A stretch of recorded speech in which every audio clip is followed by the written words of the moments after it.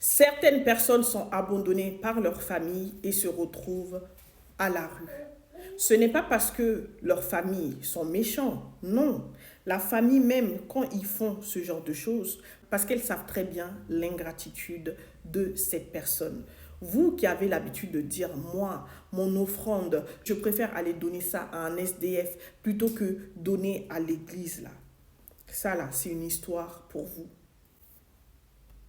Salut à tous et à toutes, j'espère que vous allez bien. Avant de commencer, n'oubliez pas de me suivre sur mes réseaux sociaux Indiana Shelley. Aujourd'hui, je vais vous raconter l'histoire de Alassane, 55 ans, qui était SDF, qui vivait dans la rue depuis des années. Il s'est retourné contre Aya, une influenceuse qui avait lancé une cagnotte pour pouvoir l'aider.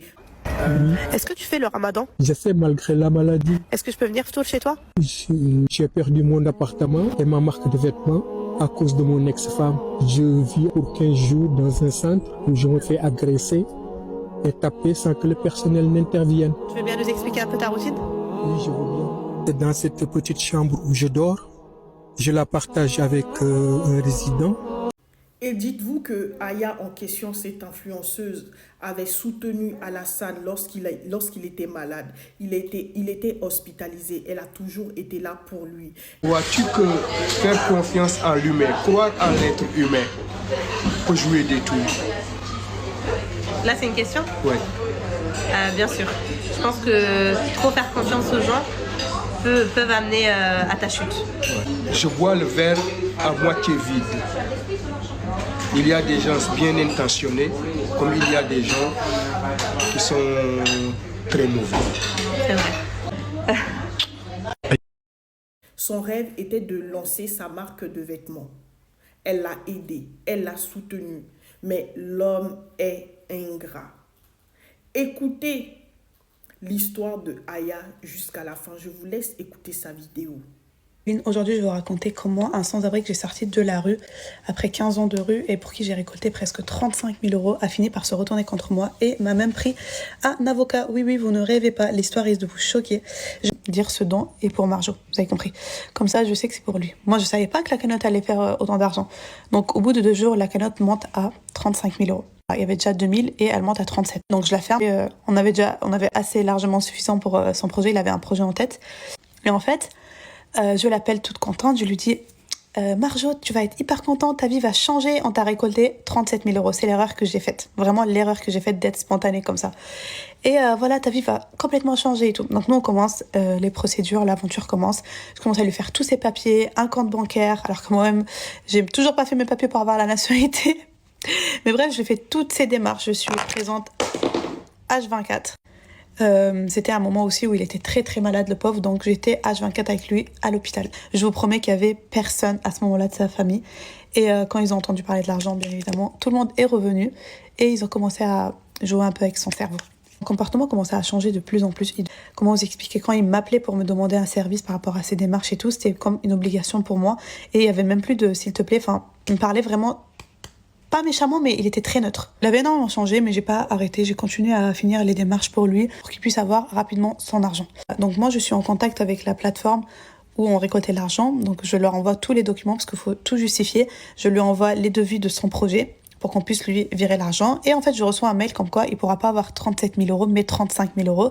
Parce qu'au moment où j'ai posté la vidéo, il y avait déjà 2 000 euros sur la cagnotte. Donc ils ne sont pas à lui, ils sont destinés aux personnes dans le besoin. Donc moi je l'appelle, je lui dis l'argent tu vas la recevoir d'ici 2 semaines je crois à ce moment-là, le temps que tout est contrôlé par le service de conformité, parce que eux c'est leur règlement, mais par contre tu vas recevoir 35 000 euros et pas 37. Donc là il commence à me dire mais pourquoi on doit porter plainte contre la plateforme? Je dis mais non mais en vrai Marjo, cette somme elle est pas pour toi, elle était déjà là avant, mais c'est moi qui s'est trompée, tu vois. Et en fait elle est destinée pour les autres personnes, on va aider d'autres personnes avec cet argent là, comme toi on a pu t'aider avec les 35 000. Il était totalement contre. Au bout de 2 semaines il a son argent, il est super content, il me remercie, il me dit ah, moi je suis contente, je suis rassurée, je suis soulagée, je vous jure, parce qu'on a mis du temps à ouvrir son compte bancaire, etc. Enfin franchement c'était beaucoup de démarches. C'était la sortie de son projet, il m'a dit de venir pour lui filmer tout ça et faire de la promotion à son projet. Je lui dis avec grand plaisir, vraiment de bon cœur, je demandais rien. J'avais 3 heures de route, faut savoir, j'avais 3 heures de route. Et Lui, il était vers la gare du Nord. Il habitait pas très loin. Donc, il prenait des Uber à ce moment-là avec son argent. Ce jour-là, je lui dis, est-ce que tu peux m'attendre, s'il te plaît? Au moins, je prends le Uber avec toi et j'ai pas 3 heures de route, mais j'ai au moins que 2 heures. Il refuse. Vraiment, il m'a pas donné la raison, mais il ne voulait pas. Vous avez entendu, il aurait porté plainte. Il reproche à Aya de lui avoir donné 35 000 € sur la cagnotte récoltée au lieu de 37 000 €. Suite à la sortie de Aya, Alassane aussi décide de faire une vidéo pour dire qu'en fait, il n'a jamais su la somme exacte de sa cagnotte et que Aya tente en fait de le manipuler. Il a même déclaré dans sa vidéo « Je suis un intellectuel, j'ai grandi dans une bibliothèque » et il demande même à ce que tous les gens qui ont cotisé pour lui là, ils peuvent envoyer une capture de leur cotisation, de tout ce qu'ils ont mis dans la cagnotte. Il y a eu 5725 personnes qui ont donné. Donc, et on sait que pour la zakat, une personne peut donner pour toute une famille, 4 ou 5 personnes. Donc, on ne sait pas exactement, jusqu'à présent, jusqu'à aujourd'hui, on ne sait pas à combien se chiffre la cagnotte. Hein? Donc, ce que je demande aux abonnés, ce que je demande à la communauté, que chacun des 5725 personnes, donateurs, qu'ils réclament qu'on publie exactement le lien pour savoir à combien se chiffre la cagnotte. Donc, elle a voulu virer l'argent sur son compte. Tu étais SDF, ta famille même t'a abandonné. Ta femme, tout le monde t'a abandonné. Une inconnue. Aya, tu lui as donné 35 000 € même, c'est trop. Moi, je n'allais pas lui donner 35 000 €. Si vous voulez, en fait, sur les 37 000 €, pourquoi elle lui a donné que 35 000 €? Parce qu'elle a pris les 2 000 € pour pouvoir aider d'autres personnes. Et lui, il n'est pas content. Mais quel avocat? L'avocat même aurait pu refuser ça. Hein. Quel avocat même va accepter de défendre ce genre de cas? Quand il était SDF, là, pourquoi il n'est pas parti chercher un avocat pour le défendre? 35 000 €, c'est pour 2 000 €, tu veux gâcher la vie de cette dame? Une inconnue qui est sortie de nulle part pour t'aider. Ta propre famille même n'était pas capable de t'aider. Bizarrement, même sa demi-sœur, la demi-sœur de Alassane même là, veut rentrer dans l'histoire pour attaquer Aya. L'influenceuse en question, vous vous rendez compte? Pourquoi vous faites des choses comme ça?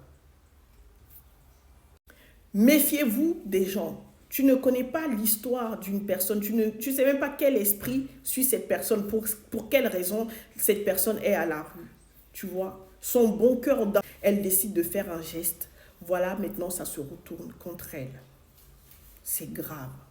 Et vous, qu'est-ce que vous en pensez de cette histoire? Moi, c'est Indiana Shelley. N'oubliez pas de me suivre sur mes réseaux sociaux. À très bientôt. Restez connectés. Le monde est méchant. Vivre pour les caméras, là, ça pousse les gens à faire du n'importe quoi. À très bientôt. Restez connectés.